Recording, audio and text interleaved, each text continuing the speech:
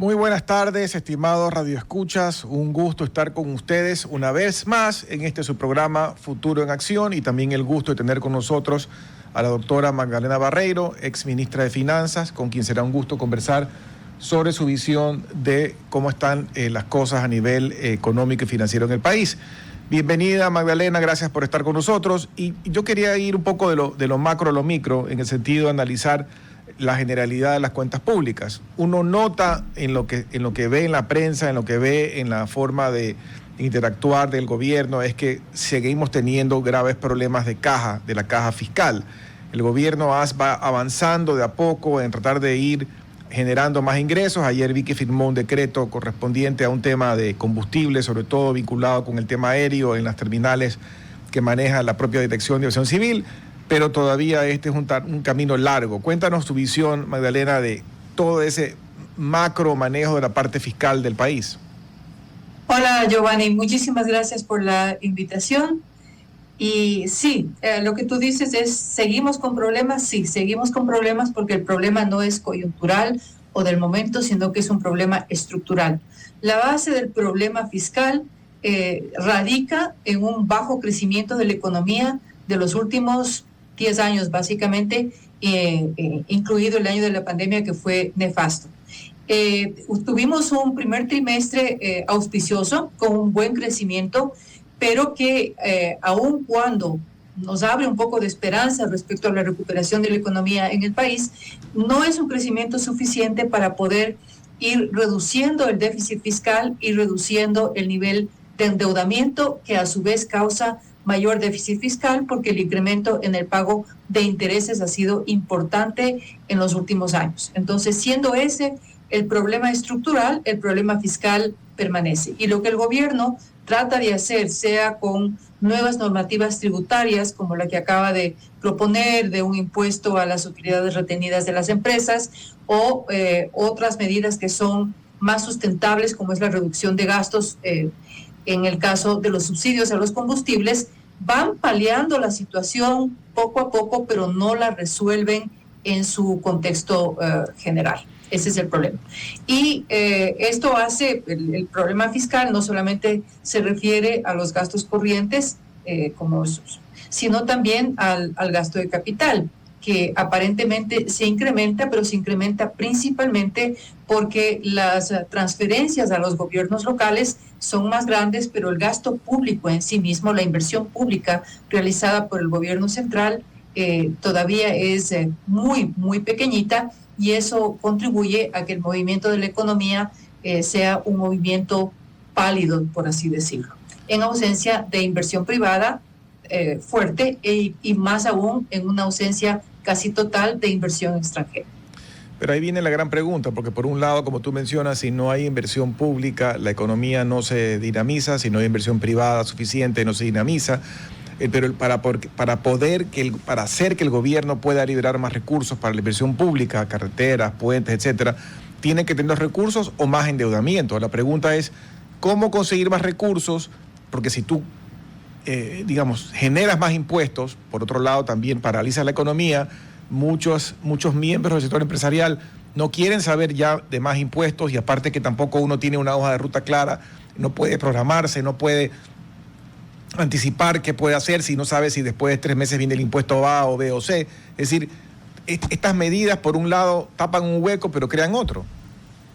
Así es, Giovanni, por eso te mencionaba que realmente la solución no radica en mayor endeudamiento. Evidentemente, hay algunos economistas, un expresidente entre ellos, que decía: ¿cuál es el problema del endeudamiento en el Ecuador si Japón tiene más del 100% del PIB en endeudamiento, y Inglaterra y algunos países? Nosotros no tenemos esa capacidad de pago, ciertamente. Nuestro endeudamiento ahorita lo vamos solucionando el día al día, pero ya es un endeudamiento que nos está generando un servicio de deuda bastante pesado, y no solamente de deuda externa, ojo, de deuda interna también. Y el problema de la deuda interna es que en su mayor parte proviene de bonos que el Estado coloca con el IES, que es un problema aparte, es una papa caliente que nadie quiere topar. Entonces es un problema serio. ¿Por dónde necesita el Estado y la economía en general dinero? De inversión extranjera. Pero la inversión extranjera para venir al Ecuador encuentra muchos obstáculos. Empecemos por el tamaño del país. Uno se pregunta por qué Colombia, con esos enormes problemas que tiene, ¿no es cierto? Y con la economía como está y con la situación política como está, recibe muchísima más inversión que el Ecuador, y una de las respuestas es, bueno, es el tamaño de la economía que permite generar ingresos y retornos bien interesantes para la inversión extranjera. Perú es un caso diferente. Perú tiene inestabilidad política, pero no tiene los problemas de Colombia, y generó unas reformas tributarias y de seguridad jurídica para las empresas hace décadas, y eso ha facilitado que vengan cientos de miles de dólares al Perú como inversión. Nosotros no tenemos esas condiciones. Tenemos una constitución que restringe enormemente la inversión en sectores llamados estratégicos, como el eléctrico, como el petrolero, como el minero. Entonces, no tiene seguridad jurídica porque no tenemos el acceso a los arbitrajes internacionales, que lamentablemente fue una de las preguntas de la consulta del año pasado que fracasó. Entonces, hay reformas que se necesitan urgentemente para que esa inversión pueda llegar al país en mayor cantidad y sea más atractiva para esa inversión. Sin esa inversión extranjera, Giovanni, yo personalmente no veo un camino claro de crecimiento, de reactivación económica y, por lo tanto, de solución estructural del problema fiscal y del endeudamiento. Pero tú acabas de decir una palabra clave, Magdalena, y contigo hemos hablado a lo largo de los años cuando hemos tenido el gusto de entrevistarte, y es el hecho de que el Ecuador sigue tapando baches y no soluciona problemas estructurales. Yo recuerdo que tú alguna vez dijiste, creo que era gobierno de Correa, no tengo problema en tener que pagar artículos, comprarme una botella de vino más cara porque yo sé que estoy contribuyendo a una cosa que va camino a solucionarse en el fondo, y el problema es que no solucionamos los problemas de fondo, y viene un presidente nuevo y se voltea y nos dice, señores, no tengo dinero, no es mi culpa, fue el anterior, hay un impuesto nuevo al patrimonio, un impuesto único por una sola vez, un impuesto de acá, el IVA, lo que sea, y no acabamos de arreglar los problemas de fondo. Y te menciono dos cosas de fondo.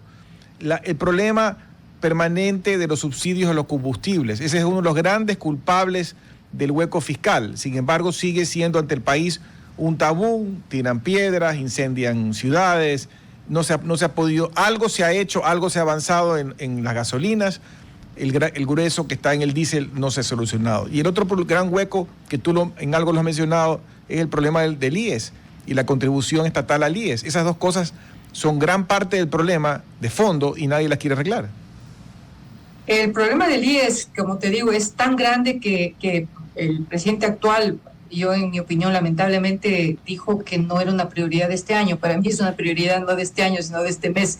Realmente me gustaría ver una acción al respecto. Hay una reforma ahí que se la puede cambiar, se la puede mejorar, pero es una buena reforma que está desde el presidente Lasso sobre el escritorio y no se la topa. Pero vamos por las cosas estructurales que tú mencionas. En primer lugar, subsidios, como tú dices, algo se ha hecho.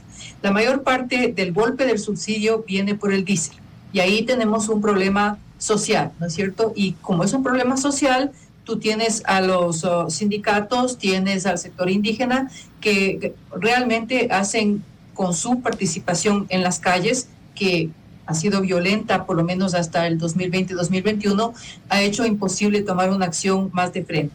Pero también digamos que hay una cierta razón, debido a la falta de empleo, debido a que los recursos económicos de la gente, el ingreso disponible de la gente es pequeño, especialmente de las personas de escasos recursos. Ese tipo de reformas golpean, y lo que no se ha hecho, y yo me pregunto, yo no soy una experta en el tema, pero sí me llama la atención que estamos hablando de esto de los subsidios, no 2 años o 3 años, estamos hablando décadas. Décadas, desde el presidente Borja, el presidente Mauad, el presidente El Sisto Durán Ballén. Todos los gobiernos han topado el tema y no hay una solución técnica de focalización de subsidios, porque en realidad retirar el subsidio a todos los sectores pues no es posible. Este gobierno y Lasso en su momento tomaron pasos que son importantes. Entonces creo que algo se ha hecho, pero es difícil también avanzar directamente en este tema, dado el contexto económico del país, de los bajos ingresos y de la falta de empleo. Es difícil. Ahora, por otro lado, tenemos el inmenso tamaño del Estado. Exacto. Ese tamaño del Estado prácticamente se duplicó en los 10 años de Correa, y volverlo a reducir es difícil. Y nuevamente te encuentras con limitaciones estructurales y humanas, como si el gobierno entra en despidos masivos, incrementa el problema estructural del empleo, que ya es en sí mismo una catástrofe, es un hueco negro en el Ecuador. Este gobierno está tomando cierta acción, pero inmediatamente y entendible me encuentro yo. Obviamente, si yo perdiera mi empleo o mi hijo perdiera el empleo, no me voy a quedar sentada tranquila diciendo y aplaudiendo al gobierno lo que hace. Hay una reacción social, es entendible eso, pero hay que hacerlo. El problema es que los espacios de tiempo entre que se toma una medida dura de este tipo y esa medida dura vuelve a la economía de forma positiva, son espacios de tiempo largos, y a veces no se puede relacionar el impacto de la medida con esa causa o impacto de la medida negativo con un regreso positivo, digamos, de una mayor activación social que vaya creando mayor empleo. Entonces, ese desfase de tiempo hace que la gente se frustre y que los grupos más golpeados pues creen una situación social que hace muy difícil a cualquier gobierno tomar esas medidas, pero algo se está haciendo. A mí me preocupa que ahora no tenemos solamente el impacto de la gente o de los grupos sociales en las calles, sino que muchas de estas medidas afectan o implican ciertas modificaciones o cambios a la Constitución, y entonces ahora tenemos otro actor importante, importantísimo diría yo, que es la Corte Constitucional, y de la cual algunas medidas ejecutivas pueden o no implementarse dependiendo de si la Corte las aprueba o no. Entonces es en sí mismo una situación social compleja y una situación política y jurídica compleja para el Ecuador, hacer cambios importantes de este tipo. Sí, porque inclusive la Corte tomó después de 10 años esta demanda de Ellas Unidos y falló a favor de ellos para dar una orden que no se ha cumplido todavía y que no sé cómo se va a cumplir con la situación fiscal que tenemos, de apagar los pozos que tenemos en cierta parte de la región amazónica, concretamente en la zona del Yasuní. Y esto llega a 10 años muy tarde, y además en un pésimo momento financiero para el Ecuador. Repito, no sé cuál es el plan exactamente del gobierno, cómo va a manejar ese tema, porque está la orden ahí dada. Lo cierto es que parecería que la Corte va en un sentido, remando en una dirección, y el gobierno tiene que remar en otro.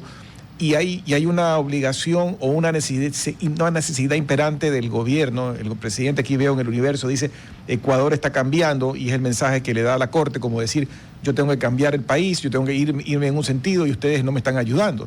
Ahí la pregunta es cómo resolver esa discrepancia, porque debería haber una manera de resolverlo de acuerdo a derecho. Creo que el tema de obedecer el rule of law, como dicen en inglés, o la seguridad jurídica es primordial, pero por otro lado también hay que resolver los problemas, y a veces no están ayudando, como yo decía hace un momento. Así es, Giovanni. Recordemos que el asunto del Yasuní no es la única decisión polémica, diría yo, y complicada de la Corte Constitucional. Y en parte ya se está implementando. Se han cerrado ya bastantes pozos, y de hecho ya tenemos un impacto de $300 millones menos en producción petrolera por la baja de producción del Yasuní. O sea que ya tenemos un impacto. Lo que pasa es que hay que hacerlo paulatinamente, y así es como debió haberse ordenado desde el comienzo. Entonces tomemos en cuenta esa decisión. Otra decisión polémica de la Corte fue el no haber decidido o evitado el incremento de los salarios de los maestros. Y aquí yo quiero aclarar dos cosas. En primer lugar, bajo ningún punto de vista yo estoy de acuerdo o estoy promocionando el que no haya independencia de poderes. Creo que no queremos volver a la época de Correa, ¿no es cierto? Queremos una clara definición de los tres poderes del Estado, de manera que no es por ahí por donde va mi comentario. Y el segundo comentario es que yo no es que estoy en contra de los maestros y como la que más maestra que soy, entiendo la situación de los maestros, pero hay una cláusula constitucional que dice que no se puede incrementar el presupuesto si es que no hay los recursos para hacerlo. Y la Corte no dio su dictamen de acuerdo a esa orden constitucional y le pasó la pelotita al legislativo sabiendo en lo que iba a terminar. Y eso le impactó al presupuesto en otros $1,000 millones. Entonces ya son dos decisiones polémicas. Yo no cuestiono la base jurídica, no soy una constitucionalista ni mucho menos, pero solamente estoy viendo el impacto en el problema fiscal que es el que estamos tratando ahora. Entonces, todo esto hace que el tomar decisiones y el tratar de hacer cambios en este país se vuelva bien difícil. Luego tuvimos una oportunidad con la consulta popular del 2024 y dos preguntas extraordinariamente importantes y relevantes para este tema de la inversión extranjera fue la pregunta del arbitraje internacional, que lamentablemente la ciudadanía votó que no, y la otra, la reforma laboral para poder contratar por horas, etcétera, etcétera, que también, y yo creo que por falta de información y por falta de una buena comunicación por parte del gobierno, la ciudadanía también votó que no. En esta nueva consulta popular que está proponiendo el gobierno, conocemos ya las 7 preguntas, está insistiendo nuevamente en el trabajo por horas, pero reduciéndolo o limitándolo al sector turístico. A mí me parece que debió haber insistido nuevamente de forma amplia, quizá con un proyecto piloto en el sector turístico para ver qué resultados da, ¿no es cierto? Y comunicando mejor a las personas el hecho de que realmente un gobierno y un presidente no puede solamente proteger a aquellos que ya tienen empleo. Tiene la obligación como estadista que es de ver también por aquellos que no lo tienen. Que es la mayoría ahora. Los sindicalistas protegen a los que tienen empleo, pero ¿quién se preocupa de los que no lo tienen? Esta reforma está obviamente dirigida para ayudar a aquellos que no tienen todavía un empleo. Correcto. No, y el problema, Magdalena, como decía, es que hoy en día, tristemente, son más los que no tienen empleo formal que los que lo tienen. Entonces, los sindicalistas de la vieja guardia están defendiendo una minoría, una triste minoría, que son los que tienen el privilegio de tener un empleo, de cotizar en la seguridad social, de tener los beneficios sociales de ley, etcétera. Son una minoría y nadie se está ocupando, como tú dices, de ver cómo estimulamos el crecimiento de la economía, cómo estimulamos la inversión, cómo estimulamos el crecimiento de nuevos puestos de trabajo. De eso no se preocupan. Ellos se preocupan solo de defender estos gremios que son los que siempre han defendido y que son los pocos privilegiados, como decía, que hoy en día tienen un empleo formal. Así es, y yo soy un poco más negativa en el juicio, porque yo pienso que ni siquiera es por proteger esos espacios de empleo que saben que per se están protegidos, sino que se quedaron con un discurso de izquierda de los años 60, no han avanzado en el tiempo, no les interesa conocer, ni conocen ni les interesa conocer la realidad del país, y ellos se mueven un poco en esta absurda dicotomía de izquierda y derecha, y entonces si viene un presidente que medio huele a derecha, como pudo haber sido Lazo, como puede ser este presidente, ellos se sienten en la obligación de salir con este discurso obsoleto y completamente impráctico y completamente negativo para la realidad actual del Ecuador. El Ecuador requiere de cambios pragmáticos, que no son ni de izquierda ni de derecha, sino de sentido común. Necesitamos que la economía se mueva. ¿Para qué necesitamos que la economía se mueva? Para generar empleo, ¿no? Y empleo para mejorar las condiciones de los ya empleados y para generar empleo para aquellos que no lo tienen. Si no se hacen esos cambios, como los dos que yo estoy mencionando, y no se hacen cambios a la Constitución para abrir la inversión a los sectores estratégicos, vamos a seguir en esta situación y vamos a tener un sector laboral completamente estancado. Fíjate tú que ya la interpretación de los despidos en Petroecuador, que realmente a uno le escandaliza ver esos sueldos y esa disparidad de sueldos en una empresa, en una mafia que está enquistada, porque es una mafia la que está enquistada ahí, ya es interpretada por los sindicalistas como un espacio o un primer movimiento para la privatización de Petroecuador. Entonces, utilizan estas palabras que son absolutamente peyorativas, ¿no? Privatización, ataque a los derechos de los trabajadores. Utilizan el lenguaje para crear una situación negativa en las personas que no tienen el conocimiento completo de lo que está pasando. No estamos hablando de una privatización, pero queremos que Petroecuador siga como está. Queremos que siga generando la explotación y generando la producción de derivados con unos costos que son superiores al promedio de la región. Queremos que siga este espacio de corrupción que ha estado en el sector eléctrico y ha estado en Petroecuador. Queremos que sigan las cosas así o queremos cambios. Pero veamos qué pasa en Colombia. Colombia, no tenemos la privatización de la petrolera colombiana, pero sí hay una participación mixta que le transformó por completo a la empresa, dejándole al Estado, ¿no es cierto?, la participación mayoritaria, por supuesto. Claro, pero ahí el problema es que ellos con inteligencia abrieron el capital y decidieron administrarla como una empresa de estándares internacionales. ¿De qué tiene que sacar o reclamar Petroecuador si los resultados están a la vista? El manejo de Petroecuador en todos los frentes que tiene, desde la refinería hasta la producción básica de petróleo, todo está de capa caída. Mira que la refinería tuvo este incendio, estuvo parada un montón de días, no han producido asfalto y ahora otra vez está cerrada 3 días. Entonces, ¿de qué estamos hablando? ¿Qué ejemplos son para quién? Si ni siquiera tienen la transparencia de lo que yo conozco y he preguntado a algunos entrevistados como tú, entiendo que hasta el día de hoy no tienen ni siquiera balances al día, no se presenta información clara. Eso es lo que se comenta en las personas entendidas en la materia y que conocen de cerca Petroecuador, que no hay información publicada como para hacer seguimiento de sus gastos operativos, de su eficiencia productiva, etcétera. No lo hay. Entonces, ¿de qué quién puede reclamar si se quiere no privatizar, pero incrementar y facilitar la intervención privada en muchos de estos negocios? La refinación, que entre, si quieren invertir en refinación privada, que entren otros capitales privados y generen una refinación sin que le cueste al Estado.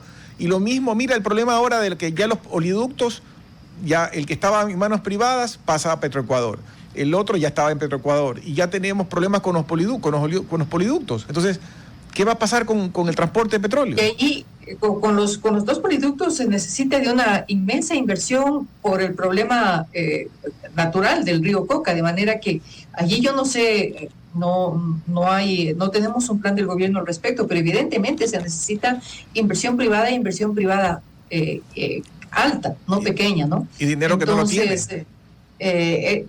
¿Quién reclama, Giovanni? Reclaman aquellos que tienen intereses creados. Hay una gran cantidad de gente y de servidores públicos enquistados en el servicio público y enquistados en los organismos sociales muy interesados en que las cosas no cambien, y todos sabemos por qué.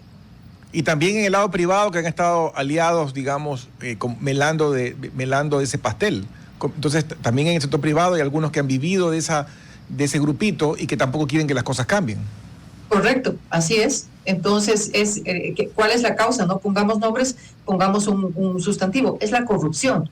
Es la corrupción a la que no le interesa que nada cambie, ni en el sector de la seguridad, ni en el sector de la protección del crimen, ni en los cambios en las empresas públicas, porque cuánta gente se ha enriquecido de estos sectores. Y ahora que están saltando las cosas y estamos viendo que la Fiscalía no se da abasto para nombrar a 1, a 2, a 3, a 4 metidos en todos estos chanchullos, obviamente a esa gente no le interesa que las cosas cambien, y es bien difícil para una autoridad, para un gobierno, ¿no es cierto?, al menos sin estabilidad política. Lazo no la tuvo, esperemos que el presidente Noboa la tenga, porque se necesita tiempo para mover esas piedras que son bien pesadas. Y eso que tú mencionas de la estabilidad política es fundamental. Él tuvo un gran apoyo en la última elección. Hay medidas duras que se toman y a veces la reacción es equivocada. Tú mencionaste el tema del gasto fiscal.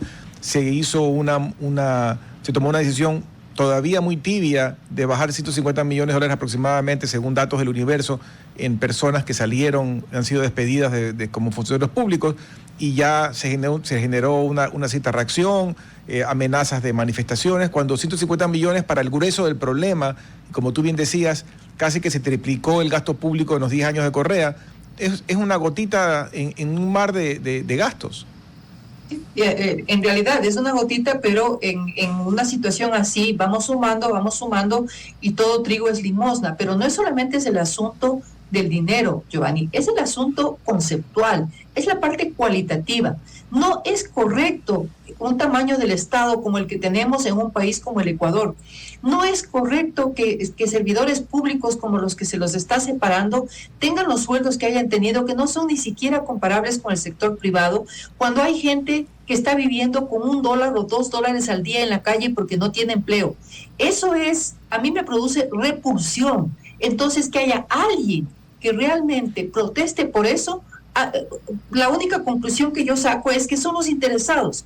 Lo que me preocupa es que hay ya una demanda de inconstitucionalidad por la ley esta de la reorganización pública, ya está en la Corte, y habrá que ver qué decisión toma la Corte, porque, como te digo, yo no soy una experta jurista, pero de las dos decisiones del Yasuní y del incremento de sueldo de los profesores sin que haya los recursos, es decir, violando una norma constitucional, realmente me preocupa qué decisión pueda tomar la Corte Constitucional respecto a esta medida también.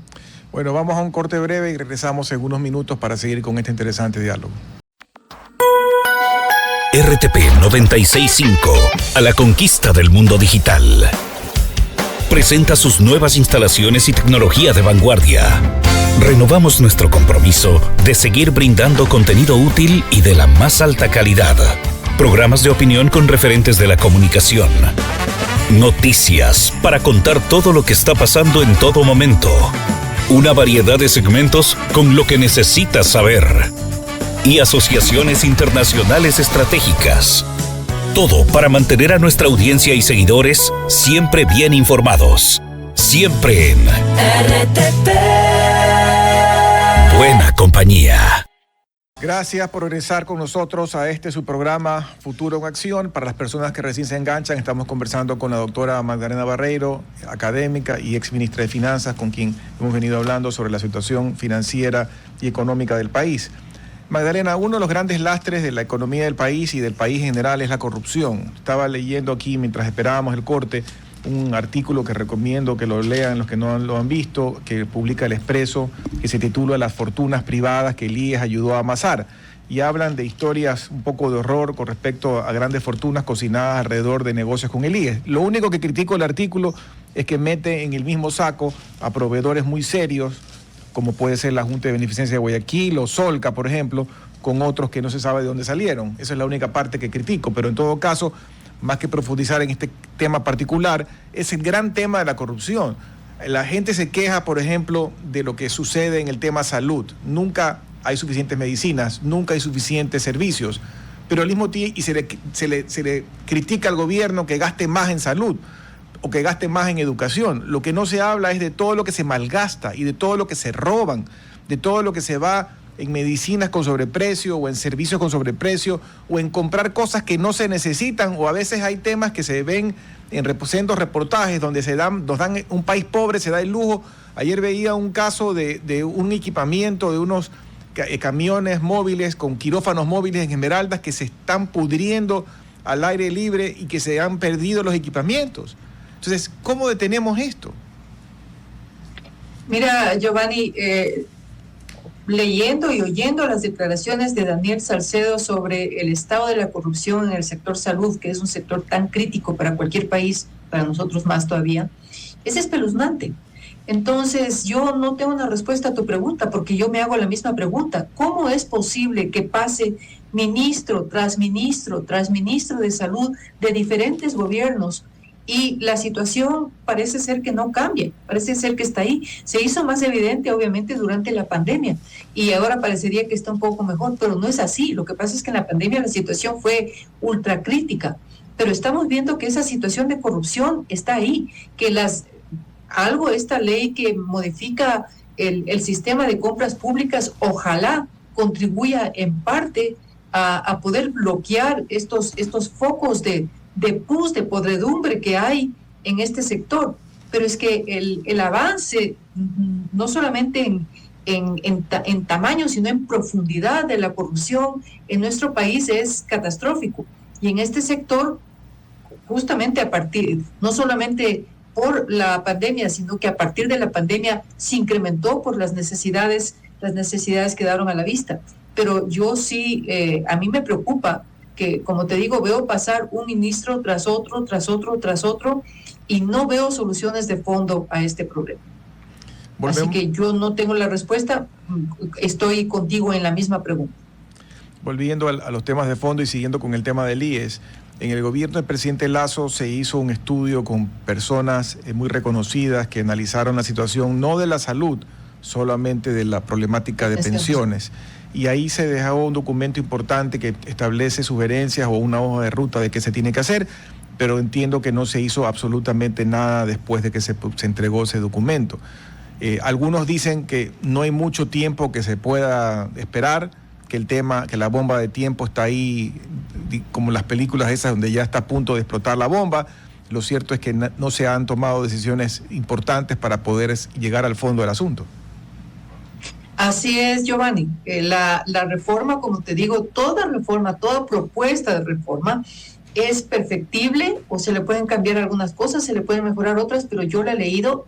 La parte de pensiones sí es mi tema de especialidad, la he trabajado incluso desde mi maestría, y la reforma es una buena reforma. Pero en este sector y en este problema tenemos exactamente la misma situación que en la parte laboral.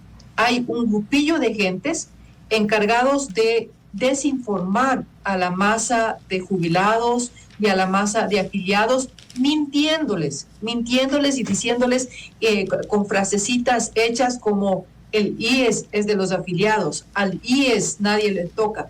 Bueno, ¿qué quieren estos señores? ¿A qué se refieren con eso de que al IES nada le toca? ¿Qué le van a ver? ¿Caerse al IES a pedazos? ¿Van a ver a las gentes que tienen pensiones ya no recibir pensiones? Si tienen nietos, ¿van a querer que sus nietos ya ni siquiera tengan acceso al sistema?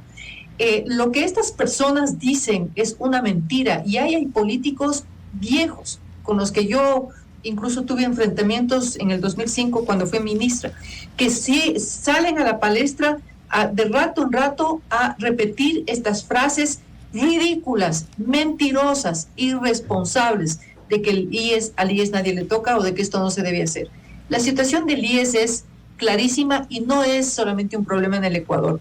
Los sistemas sociales en el mundo tienen problemas porque la estructura de las poblaciones va cambiando. Hay más viejos a quien pagar pensiones, ¿no es cierto?, que jóvenes que estén contribuyendo, porque hay menos nacimientos, porque la tasa de crecimiento es menor. Y luego nuestro sistema sufre de problemas particulares enormes, que fue el incluir a un gran grupo de beneficiarios del sistema, que lo hizo Correa, sin que esos beneficiarios aporten. Entonces, hay muy pocas soluciones. Tú tienes algunas soluciones. O le sacas a esas personas del sistema, lo cual es absolutamente inviable, o incrementas la contribución al IES, lo cual creo que nadie está de acuerdo, porque quienes contribuyen más sienten que el IES es más un impuesto que una contribución que les esté devolviendo algo, porque no van al sistema de salud, la pensión tiene un techo que nada tiene que ver con el reemplazo de lo que fue su sueldo, y tampoco los de personas de bajos recursos quieren contribuir más, y es entendible. Entonces, ¿por dónde va la reforma? La reforma va por los años de contribución, y es la única vía que no afecta el bolsillo de las personas directamente, y que es la que hay que implementar. Ahora, evidentemente, el incrementar los años de trabajo para acceder a la jubilación no es que se va a hacer inmediatamente. Yo, por ejemplo, tengo ya cumplidos mis años de aportes. Yo podría jubilarme, no lo puedo hacer porque, desgraciadamente, tengo que pagar unos gastos de salud y unos gastos de educación que el Estado no me los cubre y que con una pensión no los podría hacer. Y yo me debato, eso es un dilema personal, no es que soy una financiera, una economista analizando el tema fríamente, es mi problema personal. Yo me debato cada año pensando si debo tomar la jubilación para poder recibir alguna pensión, o posponer la jubilación y poner en peligro el hecho de que la pueda recibir porque los problemas del IES son evidentes. Entonces, hay que tomar al toro por los cuernos y nadie lo quiere hacer.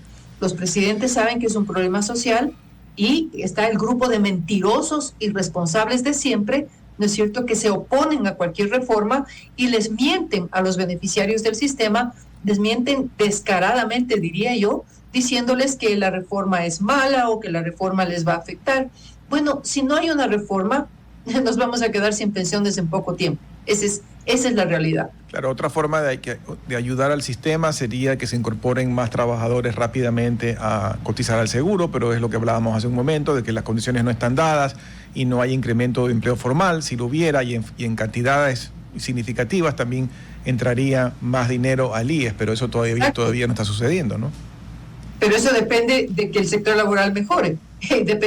Entonces, mientras eso no ocurra, pues hay que tomar las medidas que se pueden tomar, y como digo, si no se quiere afectar la contribución, creo que nadie vería eso con buenos ojos, por lo menos el cambiar los años de contribución para poderse jubilar y hacerlo paulatinamente para que sean los jóvenes los que tengan más tiempo de aporte, y aquellos que ya están cumplidos los años o cerca de cumplir los años lo puedan recibir, pues de acuerdo a una tabla mucho más benigna, ¿no?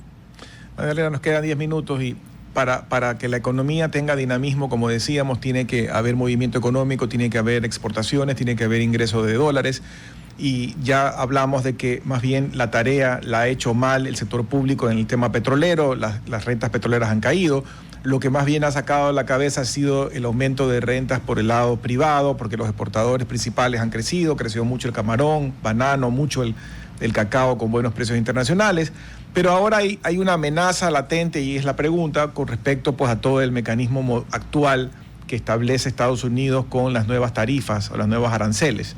¿Cómo ves tú ese panorama? ¿Cómo crees que nos va a afectar? ¿A qué sectores crees que nos va a afectar? ¿Y cómo de alguna manera manejarlos como país?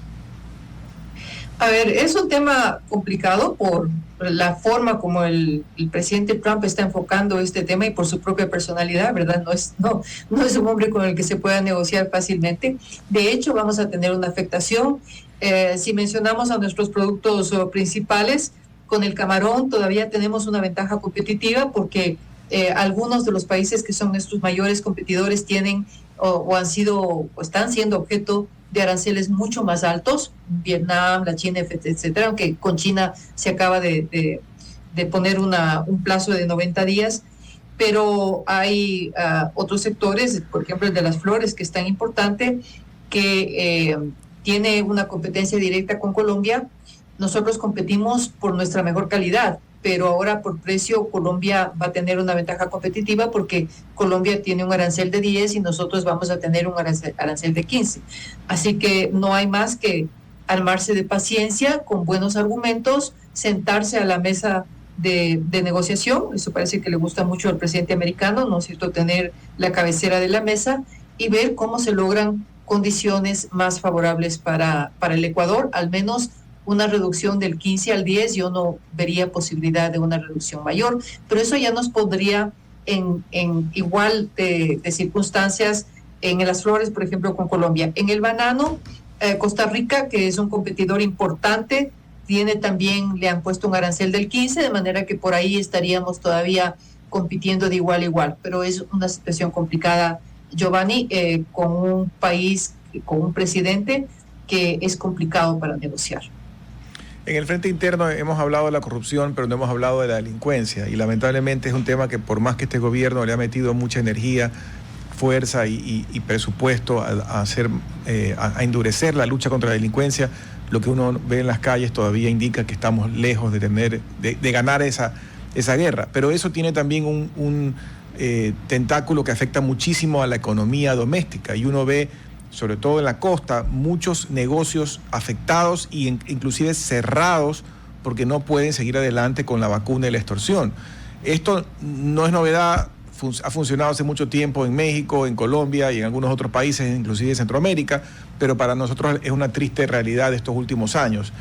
¿Cómo tú crees qué más se puede hacer? Porque hay países que lo han logrado detener, pero con una ya con esquemas muy duros, con esquemas como el caso de Salvador, que lo ponen a veces de ejemplo, pero son ya medidas tremendamente duras. Así es. A mí me preocupa un poco esta constante comparación del Ecuador con El Salvador y esta exaltación de las medidas del presidente Bukele, que son bien complicadas. Y la realidad de El Salvador no es comparable con la del Ecuador, de manera que no es una comparación realista la que se está haciendo. Evidentemente, hablábamos de la corrupción en el sector salud, y yo te decía que no solamente es la expansión, sino la profundidad, y esto es lo que está pasando. Nosotros, desgraciadamente, y por culpa de políticas que se le pueden atribuir directamente al gobierno de la Revolución Ciudadana, estamos ahora tomados por el narcotráfico, absolutamente tomados, y este gobierno se ha embarcado en una lucha que es problemática y dolorosa, porque siempre está esta línea de no traspasar los derechos humanos, etcétera, etcétera, que es complicada, pero siempre me parece a mí que un estadista y la legislación, la parte legal, debe mirar el mal mayor, ¿no es cierto? El mal mayor que nosotros tenemos ahora es esta violencia desatada. Y a mí lo que me preocupa es que se toman decisiones, y ahí sí voy a dar mi opinión absolutamente personal, muy personal, como la última de la Corte Constitucional, en la cual puede ser que la decisión haya sido correcta desde el punto de vista jurídico constitucional, pero la verdad es que a mí me duele ver cómo se toman estas decisiones desde la altura de la seguridad, y no se ve que la gente más afectada es la gente pobre en Guayaquil y en otras provincias de la costa, y que entonces ese es el mal mayor. Y ahí el jurista, el abogado, yo siempre discutía esto cuando era ministra con personas, con abogados de alto calibre, decía, bueno, está la ética de la ley y está la parte jurídica de la ley, y a veces hay que irse por la parte moral y la parte ética, y en este caso por el mal mayor. Así que yo espero que haya un entendimiento, que tiene que ser un entendimiento en base al diálogo y al respeto de la división de poderes, pero que haya un entendimiento entre el Ejecutivo y la Corte Constitucional para ver si a través de estas nuevas leyes podemos lograr un avance mayor en la lucha contra que es un cáncer brutal que tiene la sociedad ecuatoriana. Magdalena, nos quedan 3 minutos, y en estos 3 minutos, ¿cómo tú verías los principales retos de lo que queda del año? Ya estamos a mediados del mes de agosto, los números no cuadran, todavía hay problemas fiscales, como hablamos al inicio de la entrevista, y lo cierto es que tenemos que tratar de resolver los problemas a corto plazo. Bueno, yo te diría que para resolver lo que resta del año no se puede perder de vista los años futuros, de manera que yo no sé si es posible todavía incluir alguna pregunta en la consulta que está planteando el gobierno sobre los temas estratégicos de los que hablábamos. Me parece que es fundamental, me parece que las preguntas se quedan cortas para poder resolver este y los futuros años de ese problema. Evidentemente espero que el gobierno pueda seguir con este avance en lo que es la reducción del tamaño del Estado. Creo que es absolutamente fundamental y hacerlo, porque va a tener un impacto este año y los siguientes, y esperemos que no haya un nuevo bloqueo jurídico al respecto. Y nada, pues nosotros lamentablemente, Giovanni, como yo digo, en el Ecuador, en la parte fiscal y la parte económica, somos como alcohólicos anónimos, un día a la vez, porque no tenemos este sustento de reformas estructurales que realmente nos den un respiro de largo alcance.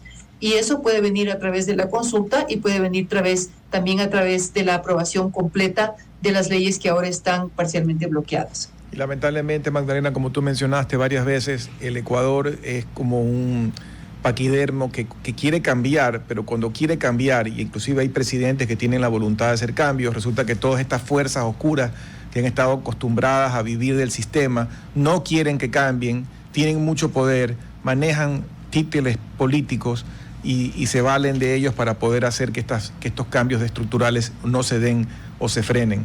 Gracias, Magdalena, por estar con nosotros durante esta hora. Gracias también a ustedes por atendernos. Que tengan una buena tarde. Hasta el día de mañana. Hasta aquí, Futuro en Acción. Control Master Marisela Basantes. Transmisión digital Gerardo Díaz. Redes sociales Erika Eras. Edición Oscar Saavedra. Dirección Javier Gamboa. Todos los derechos reservados. RTP 2025.